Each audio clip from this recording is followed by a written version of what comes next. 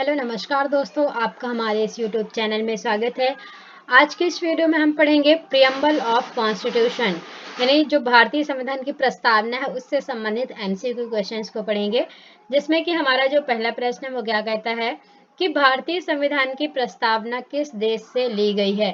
तो हमारे संविधान की जो प्रस्तावना है वो अमेरिका के संविधान से ली गई है। नंबर राइट आंसर होगा, मतलब जो प्रस्तावना में हमारे संविधान की भाषा है ना, संविधान की जो भाषा है वो कहाँ से ली गई है, अमेरिका के संविधान से ली गई है प्रस्तावना की भाषा, जिसमें कि हम भारत के लोग भारत को ये शब्द जोड़े गए हैं। अगला प्रश्न हमारा क्या है, निम्न में से किस व्यक्ति ने प्रस्तावना को संविधान का पहचान पत्र कहा था। तो N.A.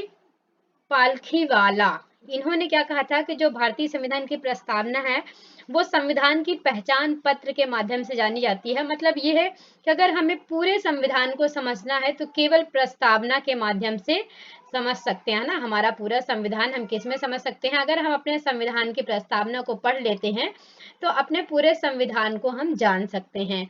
अगला प्रश्न हमारा क्या है कि 42वें संवैधानिक संशोधन अधिनियम 1976 द्वारा प्रस्तावना में निम्नलिखित कौन सा शब्द नहीं जोड़ा गया था।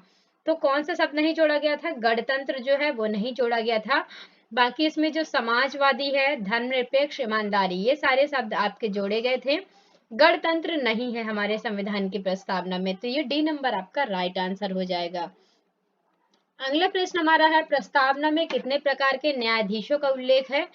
तो 3 प्रकार के न्यायाधीशों का उल्लेख है, ठीक है, जो कि जिला न्यायालय, उच्च न्यायालय और सर्वोच्च न्यायालय में होते हैं। अगला प्रश्न हमारा क्या है कि प्रस्तावना में कितने प्रकार की स्वतंत्रता का उल्लेख है। तो कितने प्रकार की स्वतंत्रता का उल्लेख किया गया प्रस्तावना में, 5 प्रकार की स्वतंत्रता का उल्लेख किया गया। कौन कौन सी स्वतंत्रता है जी, जैसे कि आपका जीवन की सुरक्षा से संबंधित है ना। अगला प्रश्न हमारा क्या है, प्रस्तावना में कितने प्रकार की समानता का उल्लेख मिलता है। तो आंसर क्या हो जाएगा आपकी, 2 प्रकार की समानता का वर्णन मिलता है। ये ए नंबर आपका राइट आंसर हो जाएगा, ठीक है। अगला प्रश्न हमारा क्या है, संविधान सभा ने किस तिथि को संविधान को अपनाया था। तो आंसर आपका क्या हो जाएगा, 26 नवंबर 1949 को अपनाया गया था। ए नंबर आपका राइट आंसर हो जाएगा। हमारे संविधान को किस दिन अपनाया गया था, 26 नवंबर को अपनाया गया था, है ना। ये आपका राइट आंसर हो जाएगा। अगला प्रश्न क्या है, निम्नलिखित में से कौन प्रस्तावना के 4 अवयवों का हिस्सा नहीं है। तो संविधान होने, जो लागू होने की तिथि है वो 4 अवयवों का हिस्सा नहीं है। बाकी ये सभी हैं कि संविधान का जो अधिकार स्रोत है, राज्य की प्रकृति और संविधान का उद्देश्य, ये सभी इसके प्रस्तावना के अवयवों में आते हैं, लेकिन लागू होने की तिथि नहीं आती है। अगला प्रश्न क्या है, भारतीय समाजवाद किस पर आधारित है। तो भारतीय समाजवाद गांधीवादी है, ठीक है, गांधीवाद पर आधारित है जो इसकी विचारधारा है। अगला प्रश्न क्या है, प्रत्यक्ष लोकतंत्र 4 उपकरण पर आधारित है। निम्न में से कौन सा प्रत्यक्ष लोकतंत्र का उपकरण नहीं है। तो कौन सा नहीं है, आपका चुनाव जो है वो प्रत्यक्ष लोकतंत्र के उपकरण पर आधारित नहीं है, ठीक है। अगला प्रश्न क्या होगा हमारा, लोकतांत्रिक शब्द का प्रयोग प्रस्तावना में किया गया।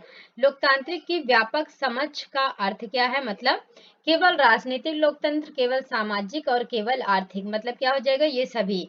मतलब जो लोकतांत्रिक का अर्थ है डेमोक्रेसी का, वो क्या होगा, राजनीतिक, सामाजिक, आर्थिक लोकतंत्र से इसका आशय लिया गया है। अगला प्रश्न क्या है कि हमारी प्रस्तावना में स्वतंत्रता, समानता और बंधुत्व के आदर्श कहाँ से लिए गए हैं। तो फ्रांसीसी क्रांति, जो कि 1857 की फ्रांस की क्रांति है, इससे स्वतंत्रता, समानता और बंधुत्व यानी भाईचारे की भावना जो है उसका आदर्श यहाँ से लिया गया है। अगला प्रश्न क्या है कि भारतीय संविधान में कौन सा अनुच्छेद समान काम के लिए समान वेतन प्रदान करता है, पुरुष और महिलाओं को समान अधिकार सुरक्षित करता है। तो जो अनुच्छेद 39 है ये समान काम के लिए समान वेतन से संबंधित है, ठीक है, अनुच्छेद 39 जो कि नीति निर्देशक तत्वों के अंतर्गत आता है। अगला प्रश्न हमारा क्या है कि यह कथन किसने दिया है कि प्रस्तावना हमारे संप्रभु लोकतांत्रिक गणराज्य की कुंडली है। तो के एम मुंशी ने ऐसा कहा है कि संप्रभुता जो है हमारे संप्रभु लोकतांत्रिक गणराज्य की कुंडली है। अगला प्रश्न है कि किस मामले में सुप्रीम कोर्ट ने यह राय दी है कि प्रस्तावना संविधान का हिस्सा नहीं है। तो बेरूबारी जो यूनियन केस है 1960 का, इसमें बताया गया है कि संविधान का हिस्सा प्रस्तावना नहीं है। अगला प्रश्न क्या है, संविधान के बारे में निम्न में से कौन सा कथन सत्य नहीं है। तो आंसर क्या हो जाएगा हमारा, इसका प्रावधान जो है वो कानून की अदालतों में लागू किया जा सकता है, ये सत्य नहीं है। अगला प्रश्न हमारा और आखिरी प्रश्न क्या है कि संविधान की प्रस्तावना की कानूनी प्रकृति क्या है। तो आंसर क्या हो जाएगा, यह लागू करने योग्य नहीं है। संविधान की प्रस्तावना की जो प्रकृति है वो लागू करने योग्य नहीं है।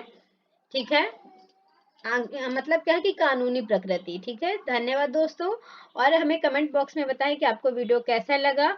चैनल को सब्सक्राइब करना ना भूलें। Thank you so much.